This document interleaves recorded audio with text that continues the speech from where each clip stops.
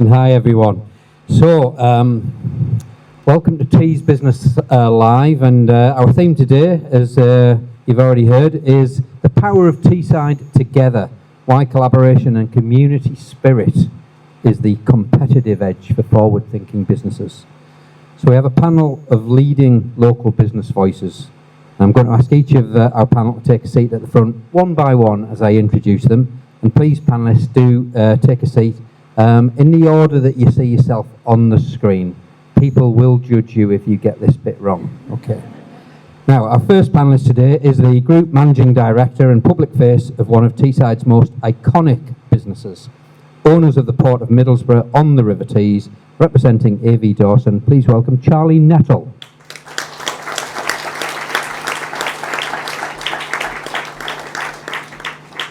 Well done, Charlie.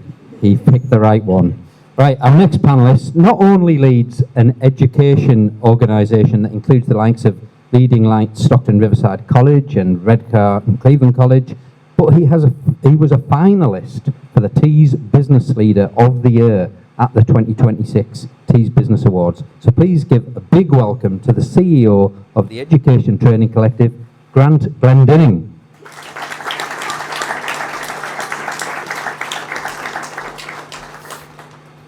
And it's another pass from Grant. Well done.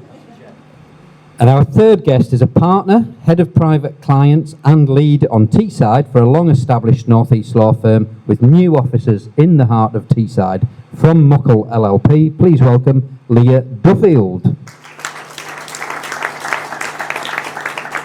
And Leah said, when we asked her if she'd be on would she be on the panel, she says, only if I have a toilet stepper to get up onto the big stage. So we searched one out especially for her, so there you go.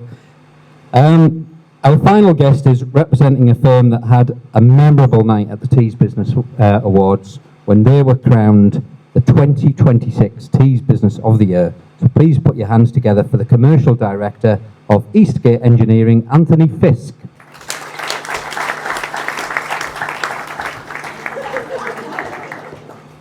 Anthony also insisted that he needed the stepper, so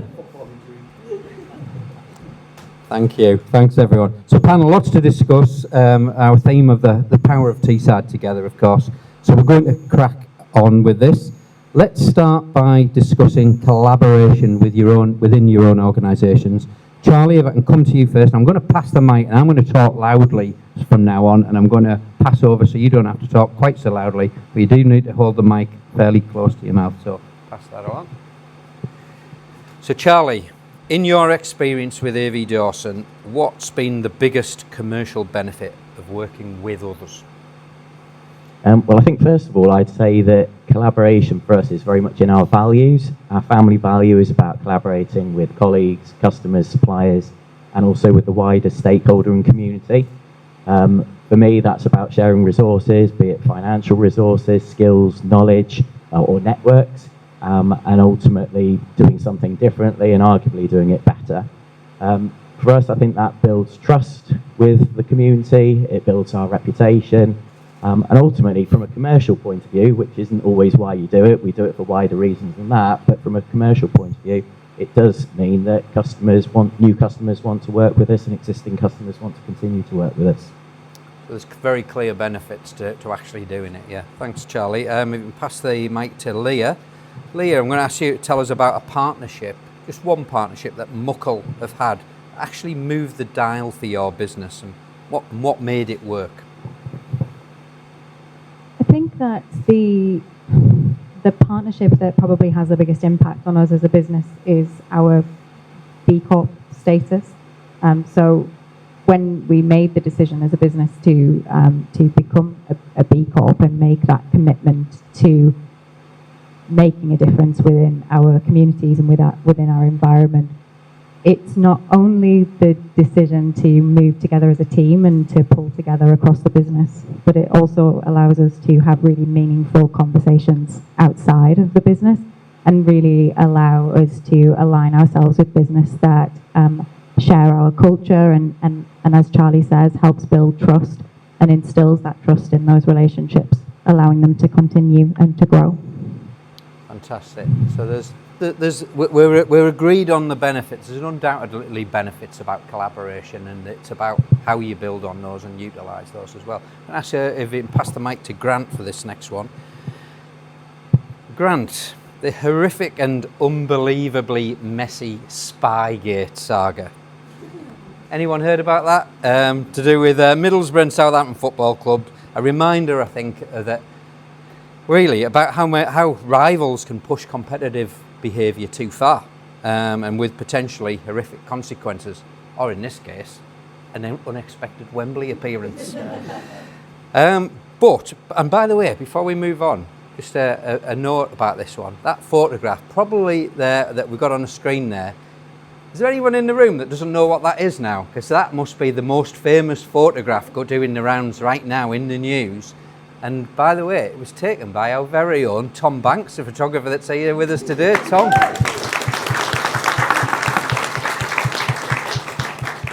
It was Tom that spotted the spy, and I think I'm going to start the campaign now that he should be leading out the Borough team on Saturday.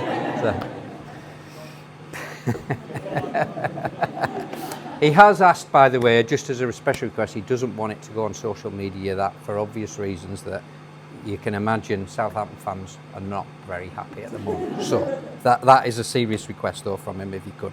So, Grant, back to you.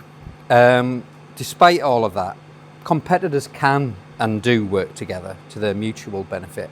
So at the other end of the scale from trying to gain an unfair advantage, as we've already heard about there, by spying on your rival, have you ever collaborated with a competitor, and would you do it again? Well, you know what they say, sport is just war without the shooting, isn't it? So I think that sort of competition is just nihilistic, isn't it? It's kind of where will it end, you know, and it achieves nothing, doesn't it? But I'd go even further than that and say that collaboration's actually essential, and if you're not collaborating, then you know, you're kind of going to be prey to competition in a way. I'll give some examples from my world, our world actually, because Zoe's in the crowd today. I think there is perceptions, or have been perceptions, that the colleges in the Tees Valley don't collaborate and they're in competition. But the opposite is actually the truth. There are 5 colleges in the Tees Valley. We meet regularly. Every month we meet. We have structured agendas, we take actions, we share practice, we jointly bid together, we try and represent a single voice to agencies like the Combined Authority. We set up working groups between our colleges, so we absolutely collaborate all the time, and I think that's a great strength in the sense that it helps us to develop. We're certainly businesses, you know, our income comes from the amount of learners that we enrol. And our boards, like any business, have expectations that we will grow and we'll be able to invest in the business for the benefit of the people we're trying to serve. But I think without that collaboration, we would be lost really. And there's going to be more of it as well. You know, we've had projects from government where we've shared out capital between one another. We actually shared out the net zero scholars that are now kind of in progress in the Tees Valley between ourselves based on what we could do best. And, you know, with the technical excellence colleges that have been announced, I'm pleased to say my college is a clean energy technical excellence college. We absolutely can't deliver that without working with our partners as well. So I think it's absolutely essential, and you'd be lost without it, collaboration. So not only would would you do it again? You're absolutely. It's just ongoing and an essential part of what you do. Part of the DNA. Brilliant, fantastic. Yeah. Anthony, I'm going to come to you next. Teesside businesses often compete for the same contracts, of course, the same talent, clients, yet they still sit around the same table promoting the region together. So, why does that culture matter? Why is it important that we actually do that? Yeah, that culture is hugely important for a region like Teesside. We're not a megacity like London, Manchester, Liverpool, where opportunities and investment are more more given to them. We need to work for it as a company, as a region. We need to all work as a united business front. Because our competition first comes from trying to get that investment, and trying to get the talent to come to Teesside. So our competition first comes from other regions. So we need to work together to beat the other regions, and we are better than other regions. And I say that because we can do a lot of the projects in Teesside. We've got the supply chain, we've got the ports, we've got the infrastructure, and we've got the people. We can deliver every single project that comes to Teesside. So when we get the big projects like the NZT, we've got the Tees Works, we've got other projects, we can deliver all them locally. So it's hugely important to, firstly, work together to sell Teesside, to show supply chain what we can do, and then when we're doing the project, then we can compete with each other.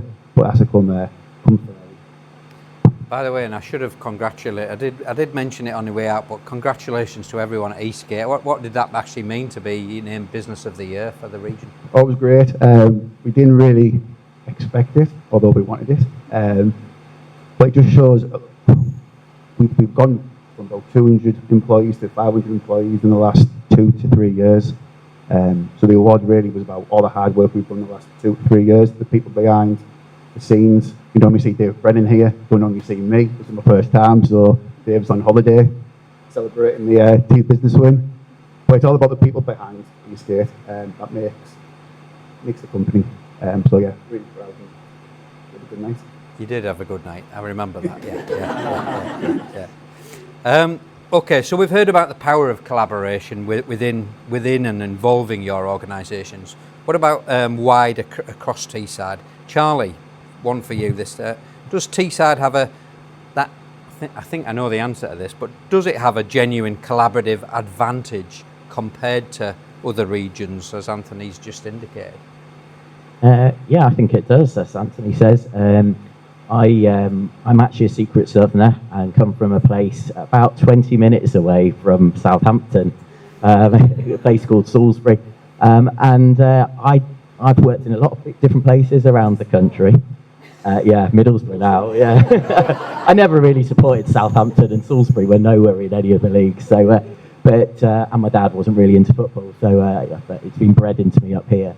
But yeah, I think, I've worked in a lot of different places, and I see a genuine difference in Teesside, in the business community, but also in all of our personal communities as well. I think it's a small place, and so generally people know each other. And then if you know people, you're more likely to help people, and I think that's underpinning a lot of this. You don't get lots of people that leave the area. I mean, I don't even let my wife go into the supermarket because she can't get around the supermarket in less than 3 hours because she spots everyone that she's known through her 40 plus years of life. I won't say her age, but anyway. So yeah, I genuinely think it's a well-connected, small community where everyone wants to support each other. And I think everyone's got some aligned beliefs that Teesside has had a tough time. People have to work bloody hard to get our share of anything. And there's future opportunities for further success.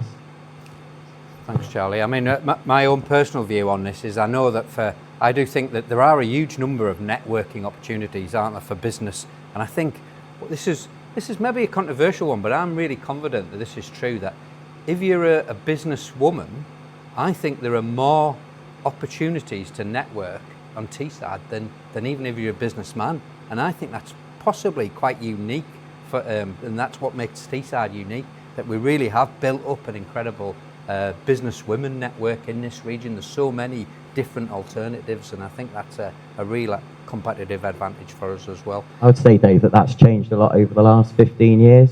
So 10 years ago, I was working at the North East Chamber of Commerce, and probably 5 years before that, we were talking about doing women's events. And I'm like, really? Are we not past that?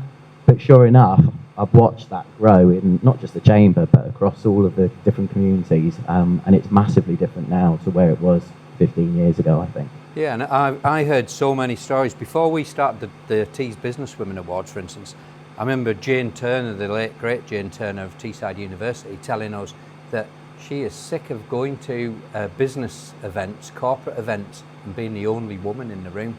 And she says, it's not a great feeling, but she says, it doesn't bother me, but she says, I do feel it's something that we need to change. And I think, personally, I'm quite proud that Tees Business has been part of that change as well. Grant, a controversial one this, and it's designed to be, but are Teesside businesses sometimes better at networking together than actually doing business together? Is there areas for improvement?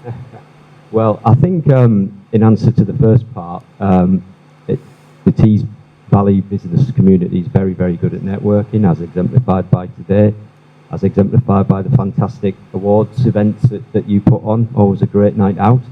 And I mean, I moved to Teesside from the sort of Carlisle, Newcastle business areas about 4 years ago. I was immediately struck by the warmth and the welcoming sort of nature of the business community here. So, answer the first part, absolutely, no question about it. Do the business community do enough business together? I think that's really hard for me to say. I think it would vary between organisations, parts, sectors, etc., etc. What I would say though is, into the future, the more that we can do that, the better the chance of increasing GVAs, therefore increasing productivity and growth, creating jobs and creating apprenticeships. It's not always easy to do. Organisations like mine are tied to kind of government procurement things. There's also lots of frameworks, aren't there, in existence that can mitigate against what you can do locally. But we would always, where possible, want to support local or regional businesses as part of our supply chain.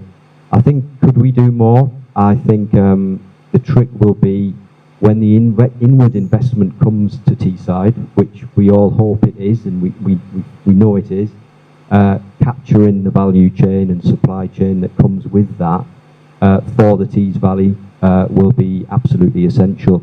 Because I think we've got to, instead of competing against each other, and we want to collaborate, etc. I think nothing wrong with us competing regionally and competing globally, but collaborating locally where we can to try and improve the region for everyone. Thanks, Grant. Anthony, do you want to build on that one a bit? Just what more can businesses here do together that they're maybe currently not doing? Yeah, I think Grant made a good point there about apprenticeships. So currently at Eastgate Engineering, we've got 1% of our workforce is apprenticeships, which is low.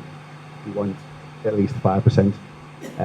But for us to do that as a tier 2, we need the projects, we need the backlog of projects from the clients and tier 1s. And a lot of the SMEs that I talk to say the same thing. So where we can collaborate better is we bring on apprentices. We know we've got a project for 12 months' time. This is working again as a SME, as a community.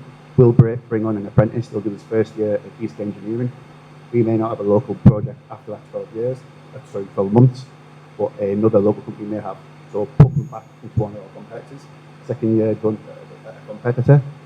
End of the second year, they might have no project. We might have another project in the third year. Comes back to ourselves, he or she completes the apprenticeship. That way, one would mitigate the skill shortage. We've created an opportunity for some of you who may not have had that opportunity. We've created a tradesperson for the region. And thirdly, we've improved the region where we've got a better workforce. So I think together, if we can work together and get the apprentices through the schemes, get the graduates through the schemes, we can really have a big impact on skill shortage, which a lot of people are talking about, but not a lot of people are doing enough. Yeah, I mean, it needs government help, doesn't it? The government probably aren't doing enough to encourage apprenticeships just yet, but that's a great idea for businesses to work more closely together to actually get apprentices through for the good of the region, not just your own specific business. Yeah, and you want to see more of that. What's your view, by the way, on what do you want to see from the government help in terms of you touched Not necessarily from the government, but necessarily from the tier 1s. So I know BP are doing a lot on apprenticeships over on NZT. If we were awarded a contract for 3 years from BP, we could do that. If we knew we had 3 years project at Teesside, we can and bring on more apprentices. So internally, we are changing our approach to apprentices. At the moment, it's tier release. We're changing it to block release, which means a lot of our projects now are nationwide, not just Teesside. We're in the northwest, we're in Scotland, we're down in the south. So what that means we can bring a lot more students on we can put them on projects and then bring them back once every 6 weeks to go to Northbrook College or TTE or Hartlepool College with that block release. But it's all about the backlog of projects. If we know we've got a backlog of projects for 3 to 5 years, we can invest. We'll have a word with BP for you and get Please, you onto that. thank Yeah, you. okay, Yeah. right. Contract first. Thanks, Anthony. Leah, we're coming to you on this one. I mean, we've heard about already there about the, so if we can work together better, and it gives us all a better position to compete with the rest of the country and other regions. So can collaboration itself become a competitive advantage for a region such as Teesside? Yeah, absolutely. I mean, I think we've alluded to this. Everyone here who's a Teessider or an honorary Teessider will keep you. And one of the things you said earlier, Dave, was about the role of female leaders within Teesside and how much that has been championed. And I think there's something about the strength and the confidence of women in the region, in Teesside as a whole, the matriarch of our families, that really makes us a powerful force in business and for good. And I'd just like to thank all the men in the room for tolerating that. So thank you very much. So I think that in terms of being collaborative with other businesses, I think this particularly tricky question, as a lawyer and within a law firm, we are by our very nature tend to be more competitive, I think, that's why we pick this career. And the thing about Teesside is that there is a pot of talent here, but it's limited. There is a perception, perhaps, and this is something that goes back to what Anthony and Grant were saying about apprentices and bringing people on. There can be a perception within the region that to be successful, you need to exit the region, go and work somewhere else, and then we see this pattern of people maybe being successful outside of the region and then coming back for the latter part of their career. What we need to be able to see and to recognise and to shout about is that you can see through your whole career in Teesside and be successful. You can train here, you can develop and grow and have an extremely successful career here. And part of the point about collaboration is that because we have this small pot of talent that needs to grow, there can be a messaging of competition within companies fighting over the pool of talent that we have here. And being able to, the point that Anthony was making there about, having an apprentice, having a period of time in this business and then going to that business and allowing the younger members of our community to have that rounded experience, it is such a powerful message, and one that I think we can all take away and learn from, because whilst we're all doing our best and we're all learning and we're all growing, I think there's absolutely room for improvement there. Yeah, there really is. It's a fantastic idea and a good takeaway from today for sure. So we've heard from you all now a bit about the strength of collaboration together. So, but what about the opposite of collaboration? And I'm throwing this one out to any member of the panel here.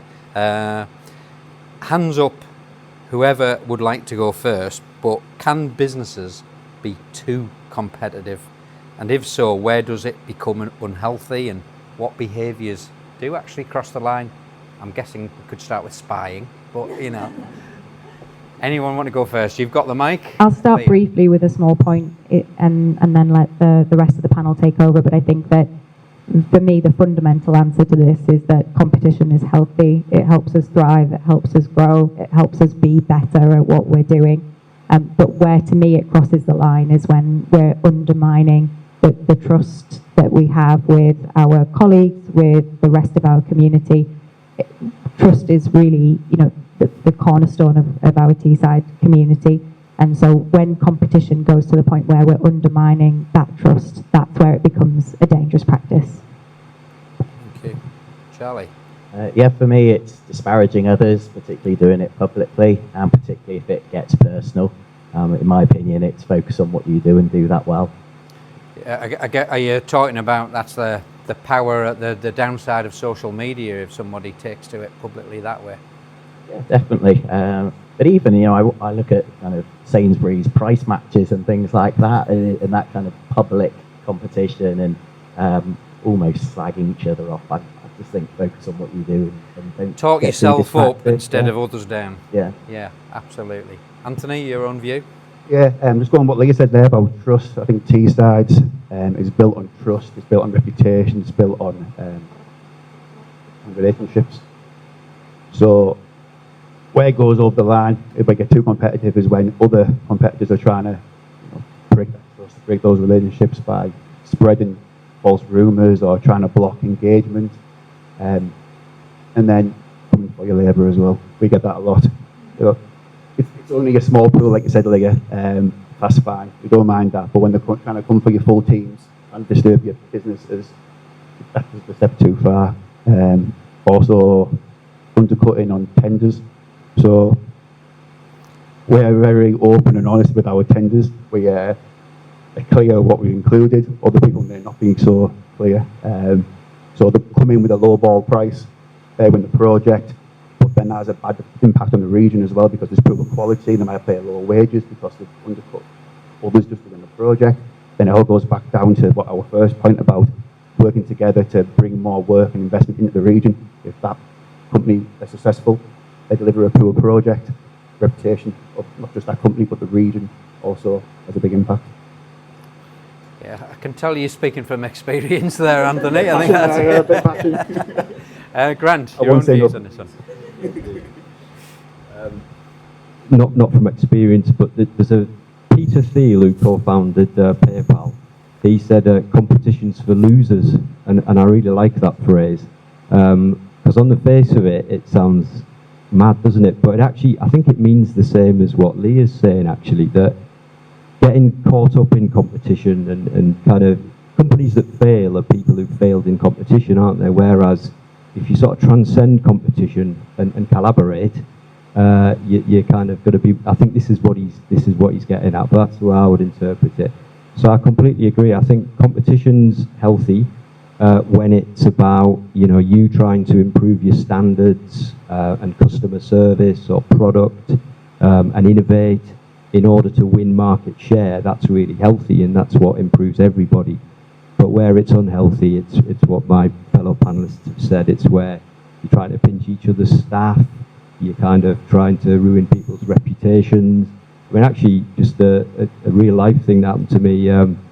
Blind salesperson came in to sell blinds in our house for a quote with some rackety old bits of wood that she claimed were examples of her competitors' work that she'd pulled out of a house just down the road, and don't go with them. I mean, what an absolutely shocking thing to do. But that's the kind of unhealthy competition that drives really negative behaviours for no one's interests. Fantastic, yeah, great point there, Grant. I'm going to stay with you on this one because along with collaboration, we're talking today about community spirit, another powerful element of the power of Teesside together. So Grant, for you, can you share an example where supporting a local cause or a local charity made a tangible difference, either to the community or to Education Training Collective? Yeah, and I'll name check a fantastic colleague of ours, a guy called Andrew Johnson. He works at Redcrow Cleveland College. Off his own bat, he, working with his students, started to produce care packages for hospices. He's a health and care lecturer, and he went into palliative care settings all through last year, delivering these packages to patients, completely off his own bat with the aid of his students. It's grown legs, and this is now something that he's doing regularly. I just think that's a fantastic example of something that enriches the curriculum for the students, has real positive beneficiaries in the community, something really practical and helpful for people who are kind of in a very difficult position. I just think it's a great example, and there's examples like that everywhere, aren't there? It doesn't have to be about cash, sponsorship, donations. It can be just doing great things and doing the right things. So a real name check to Andrew Johnson then. I think he's done a fantastic thing. Fantastic, love it. And Anthony, do you think younger employees and customers have changed expectations around how businesses can and should contribute to society? Yeah, I was having a conversation yesterday actually with a recruitment agency about this specific topic, and it goes back to what you said earlier, Alistair, about money is dead. She said the younger generation now are not looking at what companies are making profit-wise, they're looking about the culture and the values of the companies, and also if they follow through with the values and the culture. So it's all about saying it on a piece of paper, but do they actually promote that within? And we're getting a lot more of that as well from employers. So when we're getting invitations to tenders, they're asking us, what did you do for the social side of things? So at Eastgate, we're principal partners at Stockton Town Football Club. We're partners with Teesside Hospice, shirt sponsors of South Shield Football Ladies. We do Stockton Town sponsorship, maybe Teesside Charity shortly. But we don't just The do that. power of collaboration. Exactly. And we don't just do that for a tick in the box because the employer said, what do you do? We do that because it really cares. And like Alistair says, again, we're in a privileged position to be able to give back. So if we can give back, let's give back. And each one of those communities that we sponsor or we give money to, like Dave Brennan goes in Ireland, he goes through Ireland doing the Vicky Veland campaign, which is the Women's Cervical Cancer campaign. He does that on his own will. Dave is a very busy man, but this is very important to him. So he's not doing it for Eastgate. Never promote Eastgate on this. We just do it because we care. And I think when we're growing the company now, like I say, up to 500 employees, the people see that. We care about the people. Without the people, business is nothing. Yeah, so I mean, Really some of important. you say you do it because you care, and it's also, I often think, well, you do it because you can, because you've got the power, and why not use that power to share some of that with others that are more disadvantaged, etc. So yeah, 100%. Charlie, which partnerships with charities or community groups have worked particularly well for AV Dawson, and why, obviously? Yeah, okay, we do our kind of community-facing work across charities, education related, and then place/environment. Working with loads of different organisations. We work closely with Zoe and Grant as well on the education-related work we do. But just to pick up a couple of examples that I think really jump out for me. Teesside Charity is the first one. We've been founding patrons of that. We've got board members here in Alistair, Andrew and Bill. What an amazing charity they are. Not just these guys on the board, but the people actually on the ground. I mean, Diane, Mandy, absolute incredible individuals. We support the events they put on. They get involved and support the things that we put on that are for the charity, and that added value and the way they make that money goes so much further than I think anybody else did. I think absolutely amazing. So we'll continue to support them and do anything we can to support that. Second one I wanted to mention around education. We've all been doing lots of work with 14, 15-year-olds as they're looking at their options and moving forward and trying to attract them into our businesses and help them understand the jobs market. But more recently, we started looking at some statistics that say we should be starting to work on that at primary age and starting to look at how we do that. So more recently, we started a partnership with Tees Valley Education Partnership, looking at primary schools and actually bringing industry into the school curriculum, which means that we're not having to do constant work for those kids. We're just part of a wider programme that falls across geography, history and everything that tells them about the river, opportunities on the river and the wider world of work. So I'm really pleased about that because we can make our time go further and be more effective in the work that we do there. And then the last one I just want to mention was Tees Maritime Cluster, which is a group of businesses that are all on the river, that are all trying to work together under this cluster, that umbrella to work with education and all the different bodies we work with to try and do that in a more joined up way. But as part of that and the message around promoting the river, most recently we've engaged with Middlesbrough Football Club for a collaborative project with them. So you might look at that and think, how did that even come together? So the way that worked is we've looked at 24 Middlesbrough Football Club heroes, past and present, that have come from international countries around the world. So international players that have played or played for Middlesbrough. And we've matched that with 25 countries that we trade with across the world. What's the point of that? What we're saying is we have a global reach.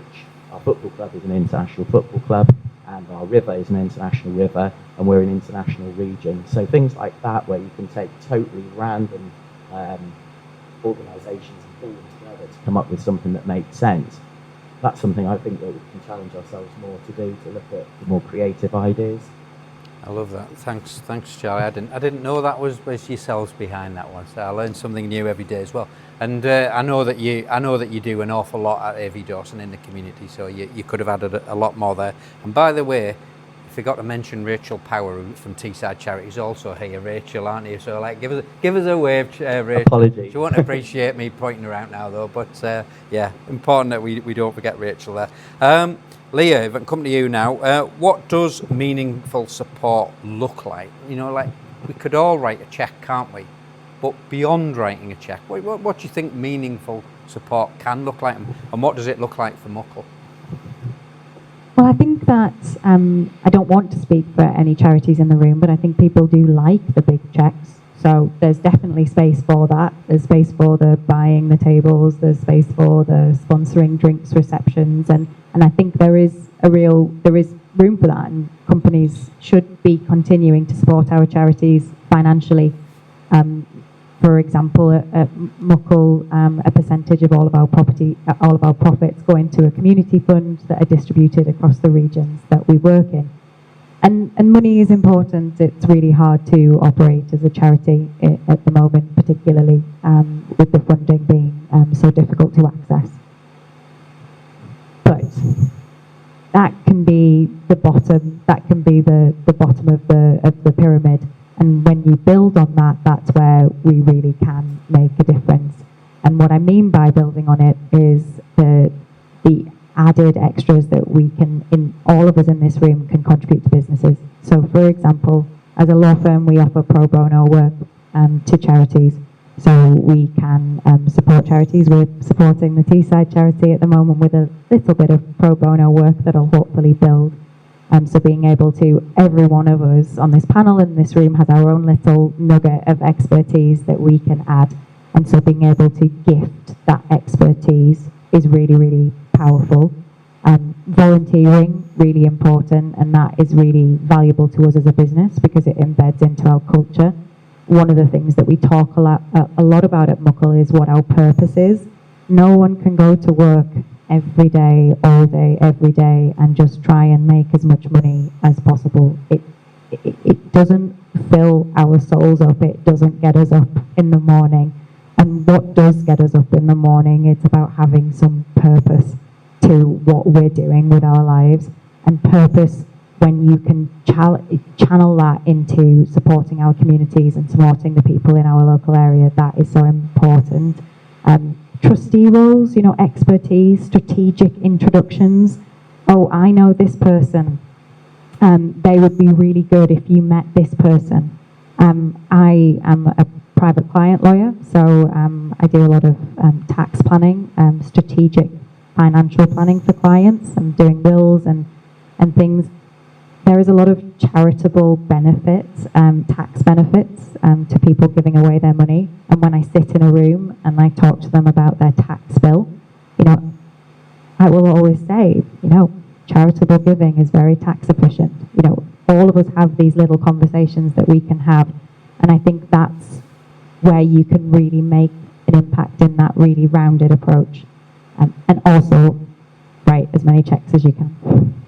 Definitely, 100%. Great words that, thank you, Leah. So one last question, and as we've discussed, today's event comes with that title of Stronger Together.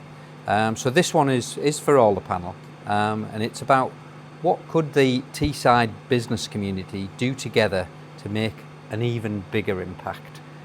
So panel, my question for you is this. If the Teesside business community truly united behind one major mission over the next 5 years, let's say, what should it be? You've all got views. We haven't lined them up for this, so let's see. I'd be interested to know. Leah, you've got the mic. Do you want to start on this one? One mission for the region if we all united together to work together. I think the focus for me would have to be on our young people. We know that we have a skills gap. We know that we have a low percentage of young adults going into further education and becoming skilled. We have this wonderful region. We are very proud of where we come from and what we're able to offer. I think that the fundamental for me would be, and Alistair commented on this earlier, we have too many children in poverty, and that has a knock-on effect for everything that we do, because those children in poverty aren't accessing the education that they need. They're not seeing the opportunity that this region offers them.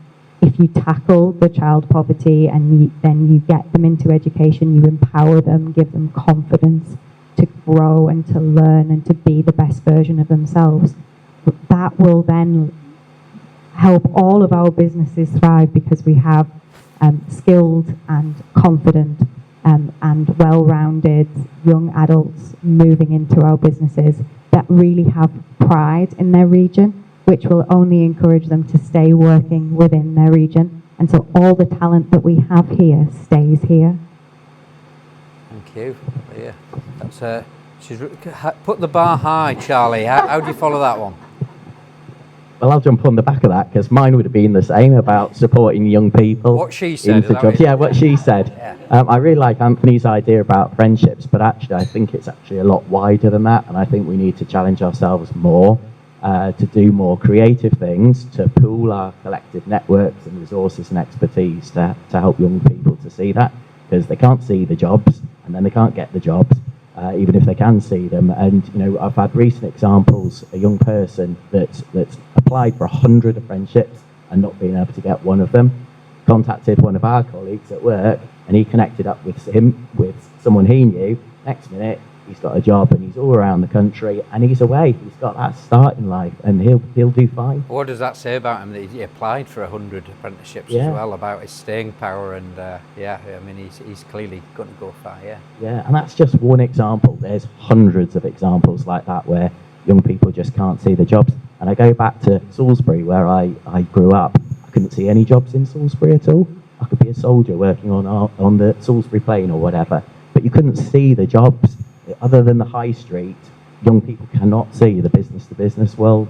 So I think we need to do more to connect up our resources, show people that landscape and those opportunities in all the different roles. We've got over 100 different jobs just in our business. How many jobs have you got? How many, you don't have to drive a truck or drive a ship or a crane or whatever. There's loads of different jobs. When you were looking for that job in Salisbury, you should have nipped over to Southampton and they'd have given you a spying job, I'm certain. Yeah. Anthony, your own views on this one?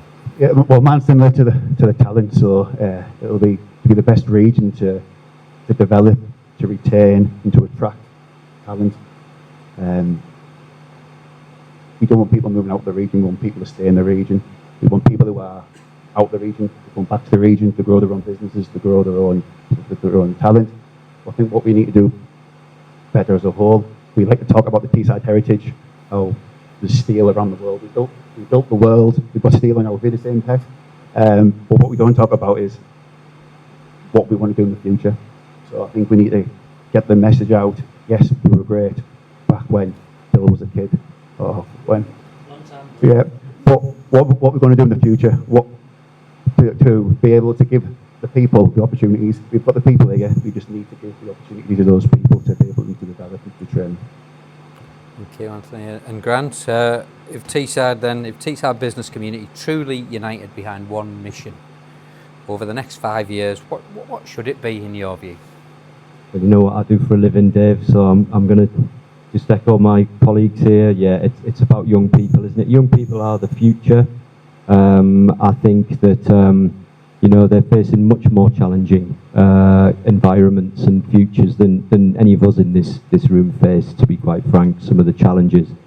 The North East Chamber of Commerce will be putting out the local skills improvement plan in the summer, I believe, and having had some kind of discussion about the things that's going to contain, one of the messages that comes through really strongly is creating opportunities.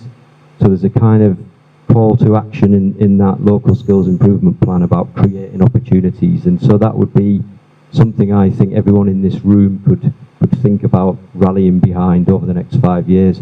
There's going to be more chance to do that. So we often think about apprenticeships and we think about work experience, and absolutely that's what we need to create.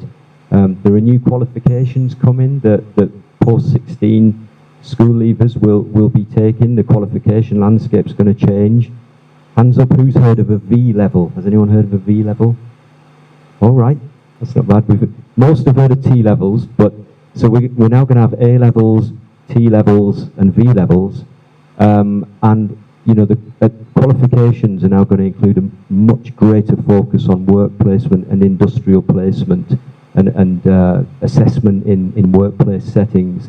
So there'll be lots of opportunity for us all to welcome young people into our work placements, give them those opportunities, give them those experience to learn while they're training, and that would be my big shout. I think it sounds a bit like that you're all kind of in agreement there, and I think there'll be people in the room today that are wholeheartedly in agreement, but also maybe want to learn more. So I'm sure if you're a guest today and you would like to make contact with any of the panel or all the panel, do let me know, and you can reach out if you've got any questions about how you can collaborate with them on any of these fronts that you've heard today.